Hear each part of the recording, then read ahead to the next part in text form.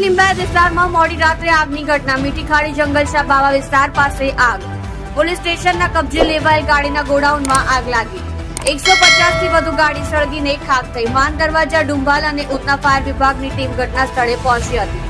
ફાયરની 4 ગાડી આગને કાબૂમાં લીધી. કોઈ જાનહાનિ નહીં. આગ લાગવાનું કારણ અકબર. ફાયર વિભાગે શોધખોળ હાથ ધરી. લીંબાયત પોલીસ દ્વારા કબજે કરાયેલ વાહનો બળીને ખાખ થયા. લીંબાયત પોલીસે અકસ્માત નોંધ કરી તપાસ શરૂ કરી.